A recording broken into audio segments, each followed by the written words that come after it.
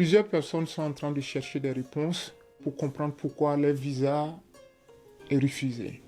C'est difficile à comprendre parce que depuis 2024, les taux de refus de visa américains pour les demandeurs africains ont complètement augmenté. Depuis ce temps, plus de 70% pour un pays comme le Sénégal, la Gambie, c'est jusqu'à 70%. Le Burkina Faso est déjà à 45%. La Côte d'Ivoire tourne autour de 30%, peut-être même à 40%. Et les pays comme le Nigeria, presque tout le monde, les taux sont autour de 40, 50, d'autres même jusqu'à 70%, comme je le dis. Et ce qui est malheureux, les refus de ces visas, les explications sont presque pareilles. Quand vous prenez les lettres, vous voyez qu'il n'y a pas d'explication bien détaillée pour celui qui a appliqué pour un F1 en tant qu'étudiant, pour celui qui a appliqué pour un B1 en tant que travailleur, ou celui même qui a appliqué juste pour une visite ou bien une visite médicale et tout ça, c'est pareil. Donc, à quelque part, c'est paradoxal et c'est clair pour ceux qui ne comprennent pas. Regardez aujourd'hui le président qui présente une carte qu'il appelle the Golden Card. Une carte en or. Si tu veux être un citoyen américain, il faut débourser 5 millions de dollars pour venir dans ce pays. Ça veut dire qu'on t'invite à venir investir pour augmenter l'économie de ce pays. Alors, quel paradoxe. Parce que tous ces gens qu'on appelle immigrants, tous ces immigrants qui sont là, ou qu'on a refoulés, tout le monde contribue. Pour moi, à mon opinion, tout le monde contribue à l'économie de ce pays. Si tu vis aux États-Unis, tu vas payer des taxes. Et quand tu deviens un citoyen américain, pour ceux qui ne savent pas, tu paies les taxes ici et quand tu quittes les États-Unis, tu t'installes dans un autre pays en dehors des États-Unis, tu paies aussi des taxes. Tous tes business, tu vas payer des taxes. Même si vous êtes africain et puis vous ouvrez un compte, surtout la diaspora, toutes ces personnes le savent. Si vous avez un compte bancaire en Afrique, avec une grande institution comme Coris Bank, la BOA, en tout cas toutes ces banques qui ont une connexion internationale, vous êtes obligé de signer un papier qu'on appelle FATCA. Je sais que j'ai signé ce papier avec ma banque pour déclarer mes biens.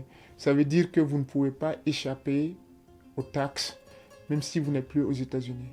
Et sachez que une fois que vous avez la citoyenneté américaine et que vous quittez les États-Unis, vous dites que vous ne voulez plus être un citoyen américain, vous devrez aussi payer pendant que vous remettez votre passeport américain ce qu'on appelle des taxes de sortie, un exit tax.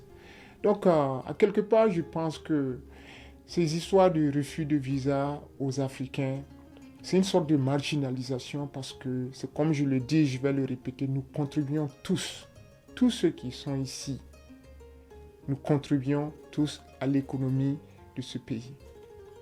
Et refuser autant de visas jusqu'à 70%, et je suis sûr que ça va augmenter, et en même temps proposer une voie pour être un citoyen de 5 millions de dollars, c'est paradoxal. Alors pour tous ceux qui sont intéressés à sortir et qui même intéressés à venir aux États-Unis, je pense qu'il faut voir d'autres options pour ceux qui ne le savent pas.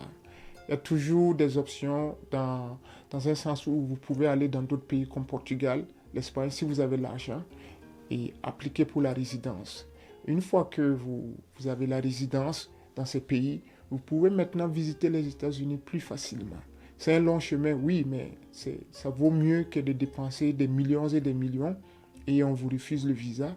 Et c'est sûr que pour ceux même qui risquent leur vie pour prendre des vols à partir de l'Afrique, aller au Brésil et jusqu'en Amérique du Sud pour remonter aux États-Unis ici, avec cette nouvelle administration qui est en place, je pense que c'est dangereux, hein? Et en plus de cela, tu risques de ne même pas pouvoir rentrer. Donc, autant chercher d'autres options si vous êtes capable, si vous avez la possibilité d'aller dans d'autres pays, même en Chine et tout ça. Pourquoi ne pas le faire en attendant, rien que pour avoir un passeport solide. Et une fois que vous repartez au niveau de l'ambassade des États-Unis, vous avez plus de chances. Parce que jusqu'à présent, ces gens n'arrivent pas à donner des explications claires et nettes pourquoi on refuse autant de visas aux Africains. Mais je dirais que nous, en tant qu'Africains, on doit savoir pourquoi. C'est ce message que je tenais à partager avec vous. Allez, salut et à la prochaine.